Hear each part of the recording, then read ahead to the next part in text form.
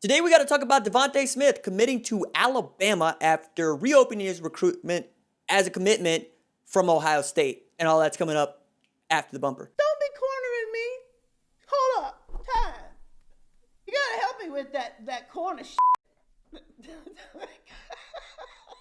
What's up, kinfolk? It's RJ Young. I am not on a step mill. Consider hitting the like and subscribe button because I upload a video every single day. It's always college football related, sports related. We have a good time. Today, we got to talk about cornerback Devonta Smith committing to Alabama, ensuring that there will be a Devonta Smith on campus next year, just on the other side of the ball for Alabama. Of course, Devonta Smith is also a wide receiver at Alabama and expects to compete for a first-round draft selection along with Jalen Waddle on what I expect to be a really good Alabama offense. And Nick Saban continues to recruit his butt off, getting Devonta Smith, 2021 cornerback, into the boat just mere days after he decommitted from Ohio State. This also puts into question for me how committed some other coaches are to their prospects. But more than that, when you're talking about guys like Tony Grimes is going to announce on Tuesday, Jordan Hancock, who we know is being pursued by Alabama and Ohio State, who is 100% committed to Clemson, it's really interesting. But what I found to be most interesting about Devonta Smith isn't that he called Nick Saban his idol, isn't that he said that Alabama was his dream school, both of which I'm taking him at his word on that.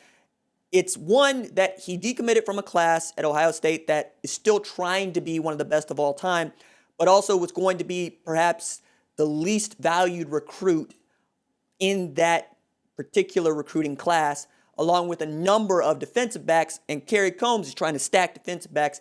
Meanwhile, Nick Saban, after losing Latrell McCutcheon in March, has continued to stack and stack and stack, right? I said to continue, whatever.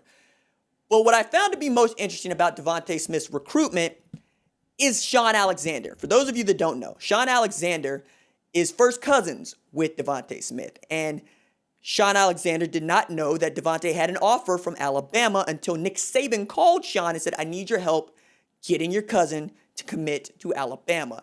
Shaun Alexander is a legend at Alabama and in Boone County, Kentucky in his own right. Coming out of Florence, the man rushed for 2,300 yards as a junior and then rushed for 3,100 yards as a senior. He saw his number 37 jersey retired before he graduated high school from his high school. Commits to Gene Stallings, who gives way to Mike DuBose, and ends his career rushing for 1,300 yards, nearly 1,400 yards on 300-plus carries at Alabama. Becomes an all-pro for the Seattle Seahawks and my dad's favorite running back, as my dad is a Seattle Seahawks fan, and Shaun Alexander made him feel real great, real good about what was going on with the Seahawks for so long.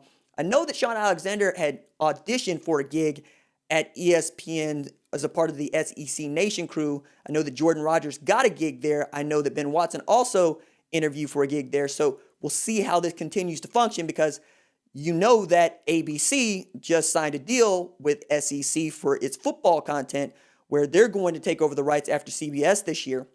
Alabama is obviously a big part of that, and having Shaun Alexander be the host for some of these shows would probably be great, especially with his first cousin committed to play cornerback at Alabama. So you can see how these tentacles continue to work. You can also see how Nick Saban continues to make great moves. I feel kind of silly now because I doubted Nick Saban like 2 months ago because his recruiting class ranked like 50th in the country. And Nick Saban is all like, yo, RJ, I still do this. I know that it took a pandemic for me to get an email account. I knew that it took a pandemic for me to get an Instagram account. But once I get on the phone with the kids, it's a wrap. And you know this because I went into Jace McClellan's house and I came out with his signing and his commitment when he was supposed to go to Oklahoma. Now Jace McClellan is a true freshman on a vaunted Alabama football team that I expect to win the 2020 national championship this year. Devonta Smith also really takes a spot away from a number of kids that I know that were interested in Alabama. And that's where we are right now in this pandemic, because I need to add here, Devonta Smith is not taking a visit to Tuscaloosa at all. And he's continuing a trend of a bunch of kids that are not taking visits to the places that they're committing to. One of them being Travion Henderson, who decided to commit to Ohio State without ever having visited. But that's not really out of the question, as J.K. Dobbins hadn't visited Ohio State, and all he did was become one of the better tailbacks to ever come through there. What was most interesting about how all of this went down is the timing, right? This is usually a week where commits like to commit. Like, that's what they want to do, right? The recruits want to commit during the week of July 1 through July 4th. For Oklahoma, we're already talking about at least 3 dudes that are expected to perhaps make a decision. Maybe all 3 go to Oklahoma. Maybe they don't. They are Keon Coleman, Caleb Williams, and now J. Michael Sturdivant. We'll probably see or hear about a couple of surprises that just don't make a commitment date announcement and then just now to drop it. Not unlike what we're seeing around the country. But I am also interested in finding out what happens with Dallas Turner on July 2nd. Again, Tony Grimes on July 30th. It's going to be, or is it July 1st for Dallas Turner? June 30th for Tony Grimes.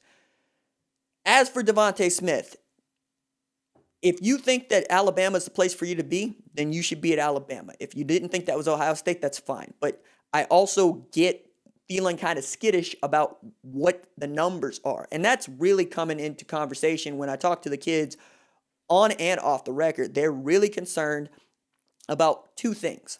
3 things. How many defensive backs or wide receivers how many guys are already there at their position?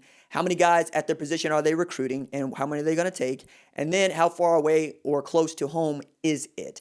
And you're seeing all of that play out. I'm also learning more about recruiting tactics, right? Because one of the things that I find to be most valuable is the coaches that aren't scared to recruit you and re-recruit you are winning commitments.